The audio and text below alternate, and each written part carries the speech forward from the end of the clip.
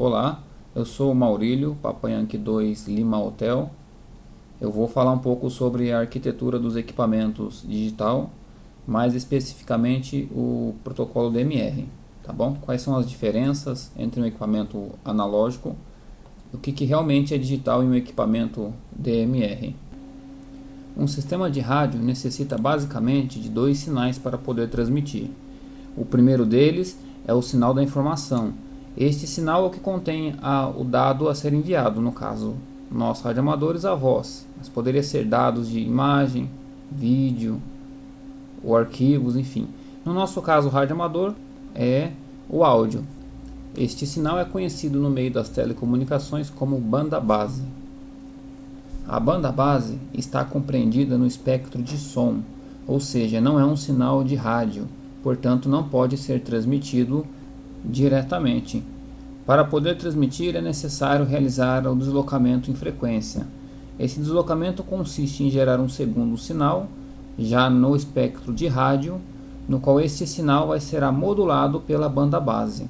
Desta forma deslocamos a informação para o espectro de rádio, possibilitando a sua transmissão via éter.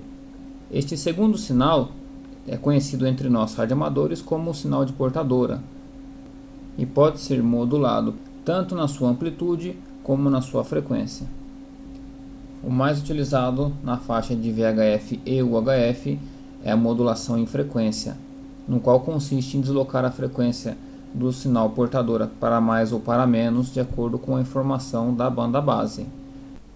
Analisando o diagrama de bloco de um equipamento analógico, identificamos os seguintes estágios. O primeiro estágio é responsável por coletar o sinal de banda base. No caso, é o circuito que coleta o áudio vindo do microfone. O segundo estágio, logo após, é o estágio de geração de portadora. Este é um sinal em radiofrequência, no qual será utilizado como veículo para transmitir a banda base. Após a união dos dois sinais de banda base e portadora, temos enfim uma portadora modulada, no qual pode ser transmitida até o seu destino. Analisando agora o diagrama de bloco de um equipamento digital, identificamos os seguintes estágios. Primeiro, o estágio que coleta a banda base. Assim como no equipamento analógico, o equipamento digital possui esse mesmo estágio, responsável também por coletar o sinal vindo do microfone. O segundo estágio é responsável pelo processo de amostragem do sinal. A amostragem é um processo utilizado para transformar um sinal de tempo contínuo em um sinal em tempo discreto. O terceiro estágio é o estágio responsável pela geração do sinal de portadora. Nesse estágio gera-se um sinal em frequência de rádio, no qual servirá de veículo para transmitir a banda base. Após a soma do sinal de banda base e o sinal de portadora, temos agora um sinal de portadora modulada, no qual poderá ser transmitido através do espectro de rádio. Comparando os dois projetos, identificamos uma única diferença. Esta diferença é o processo de amostragem, no qual transforma o sinal de banda base analógico para um sinal de banda base digital. Ou seja, em um equipamento digital, apenas a banda base é digital. A sua portadora, bem como seus outros componentes, permanecem em analógico. A amostragem de um sinal é o processo que coleta valores de sua amplitude, podendo assim representá-lo num plano discreto.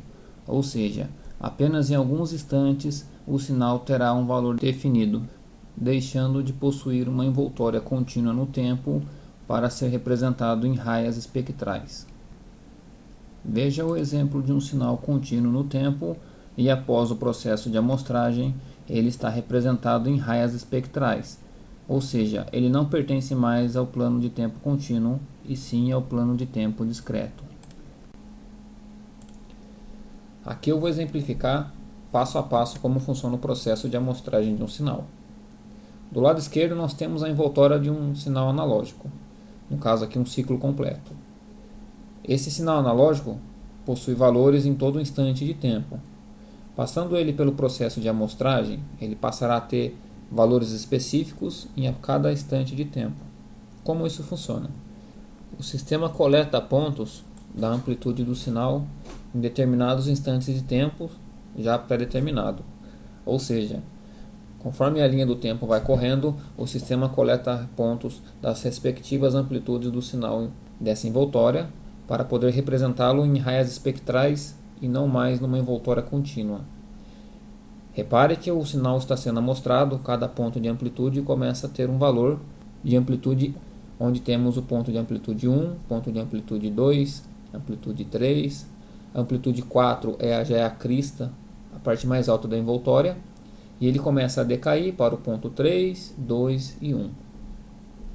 Esses valores, 1, 2, 3, 4, 3, 2, 1, é o valor das raias espectrais que compreendem essa envoltória. Esses são os valores da amostragem desse sinal. Porém, para ser transmitido, a camada física não aceita valores hexadecimais. Não é possível transmitir o valor 1, valor 2, valor 3, 4, entre outros. Para isso, nós passamos a base dos números de hexadecimal para a base binária. Ou seja, pegamos todos esses valores de amplitude, todas as raias espectrais, e as convertemos para a base binária. Desta forma, é possível ser transmitido. Então, você não terá mais o valor 1, 2, 3, 4, 3, 2 e 1. Agora passaremos a ter os valores respectivos de suas bases binárias. Ou seja, o número 1 na base binária significa 0001.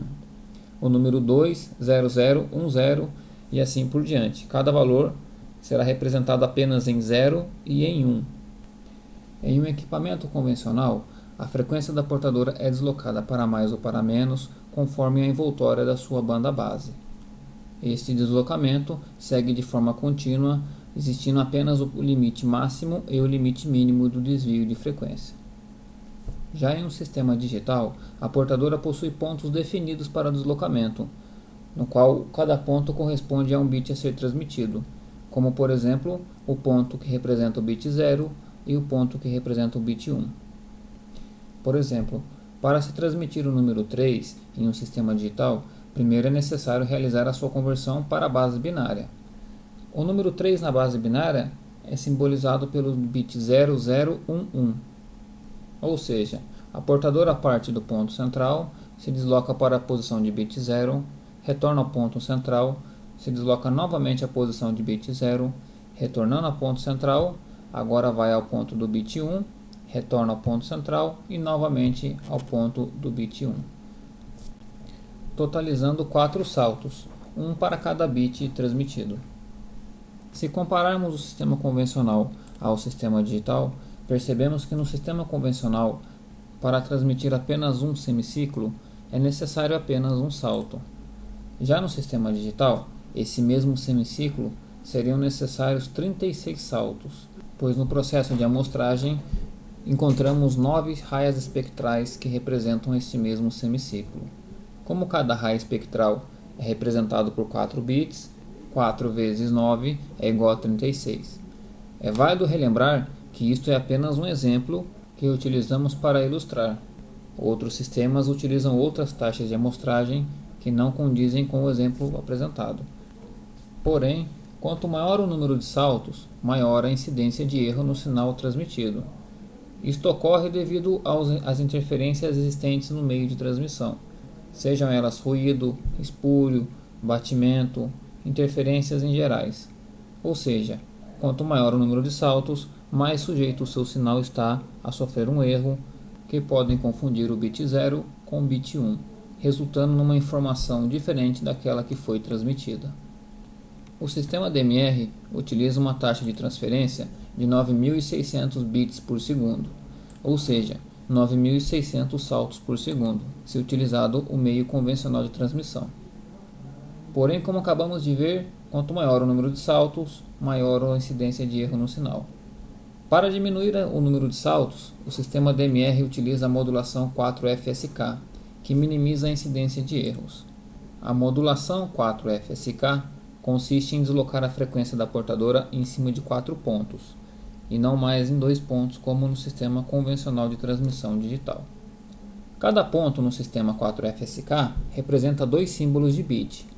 Temos o ponto 1, que representa o bit 11, temos o ponto 2, que representa o par de bit 10, temos a posição 3, que representa o par de bit 00, e a posição 4, que representa o par de bit 01. Para exemplificar, vamos transmitir novamente o número 3, porém agora no sistema 4FSK.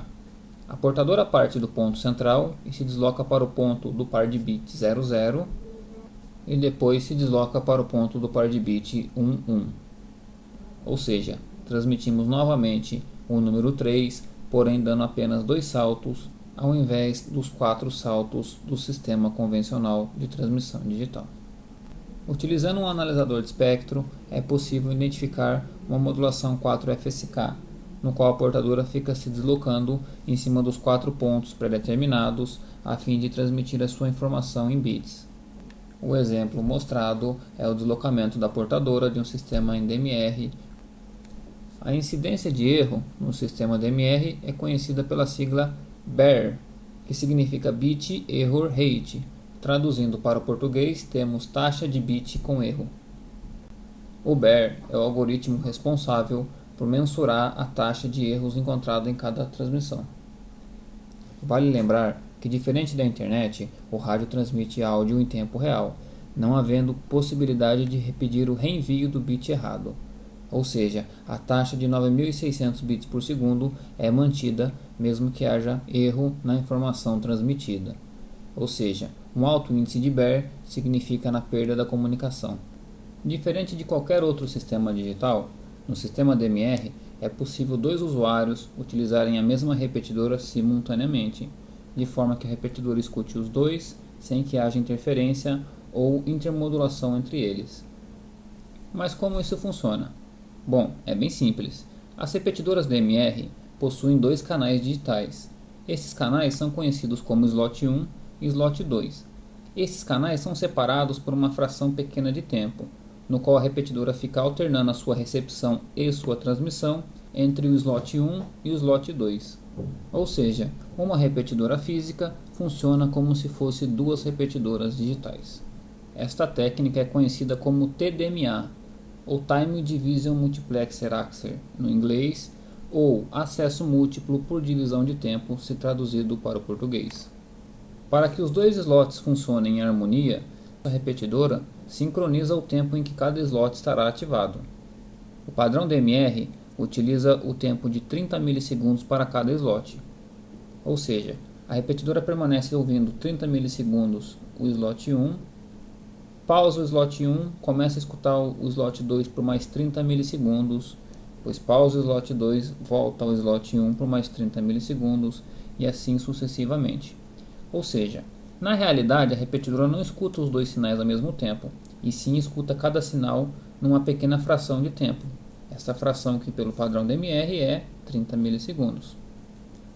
Desta forma, cada usuário precisa entrar sincronizado com o seu time slot. Para isso, quando um usuário pretende acessar uma repetidora DMR, primeiro o equipamento envia um pacote solicitando o sincronismo da repetidora.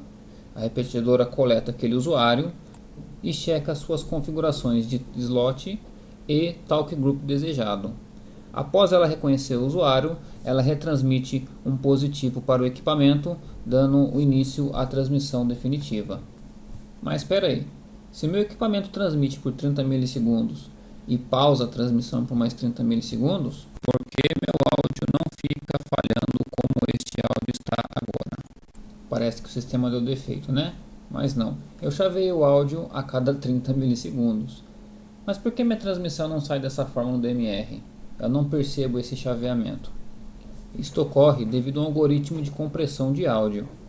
Quando o usuário está transmitindo em seu equipamento, o equipamento coleta um período equivalente a 60 milissegundos de áudio do usuário, passa por um algoritmo de compressão, no qual esse período de 60 milissegundos é comprimido para apenas 30.